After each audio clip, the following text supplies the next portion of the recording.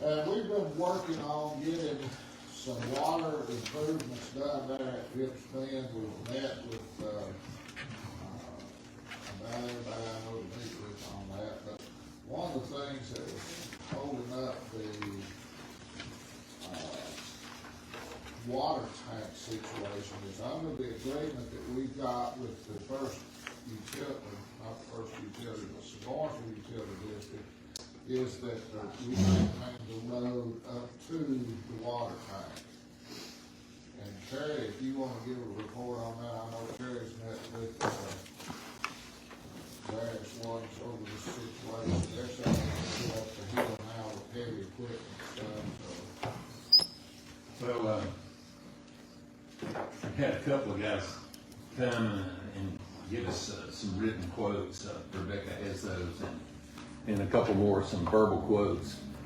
It's about 4,200 to 4,500 feet that has to be gravel. There's not been any gravel on the road in years, and our employee Joel has been ditching some of the problem areas, and he also took the long arm device as well as the pole pruner that we have and trimmed the road out where the trucks, when they distribute the gravel, can extend 25 feet high as the bed empties and that sort of thing. So we got a lot of that done, and then it rained again and turned cold, so you don't get much evaporation with that. I think the money to do that is likely to come from the joint venture. They'll need to approve it when they meet, I think around the 11th. April, yes. And the bids, the low bid was considerably lower than the others that we have so far. I don't know of another one to get, but if we have one, any additional ones come in, we'll have it before the April 11th meeting. So it's probably going to be in the neighborhood of $10,000 or so to do that, to get 2.5 to 3 inches of crushed stone on the length of that road, which will put it in shape for the refurbishment people on the tank to be able to use for some time.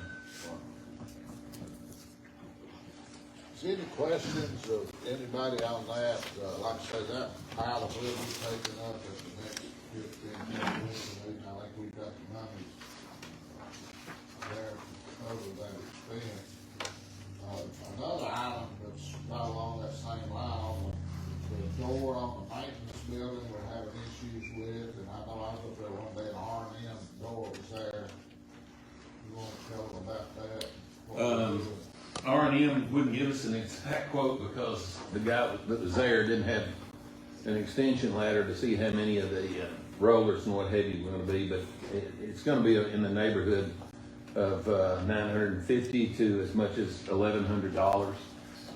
Putting new gaskets on the bottom of the door and replacing one section of track that was bent up from an accident that happened years back.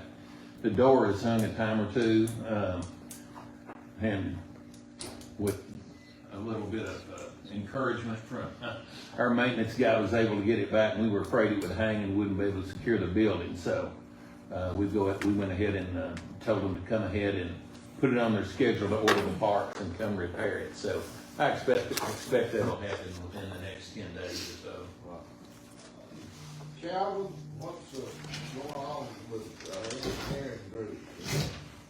Well, everything within Phipps Bend that we've been working on Lot 17 and so on is in good shape.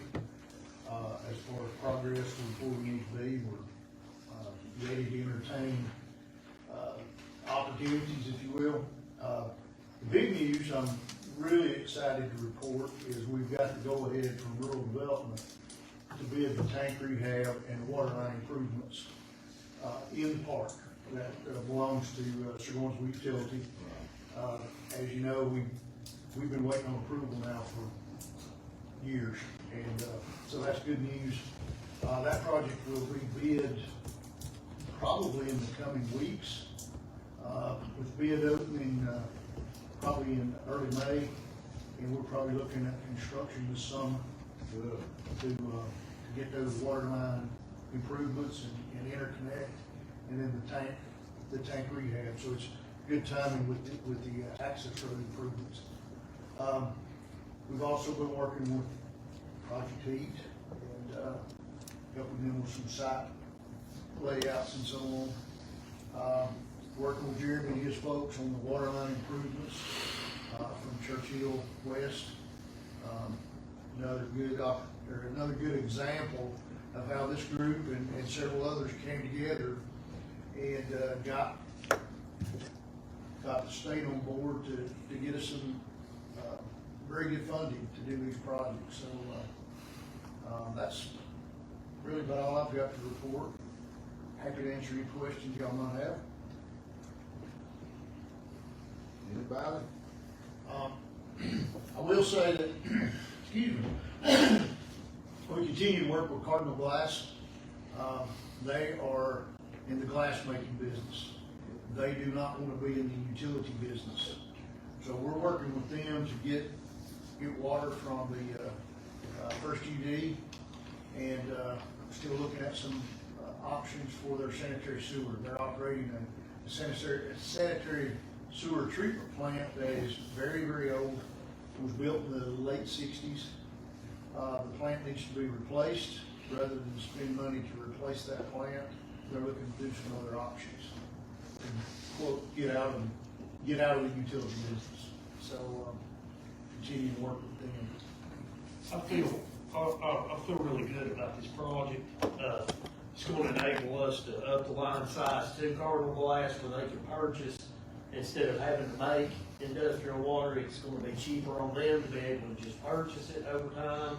And that ups the infrastructure if the need ever comes for a big user in Phipps Bend. That's another biggie with this is. Get you closer to. Right, we want to be able to supply Sir Barnesville with unlimited amounts of water that they can in return sell to the park. You know, if we had a user that came in and said, hey, I need 1 million gallons a day, I need 2 million gallons a day, we are at capacity where we can supply that. And with the bigger infrastructure, that making it's no problem, it's getting it there. And now, with these, right, with these upgrades, we can distribute that water down there, no problem.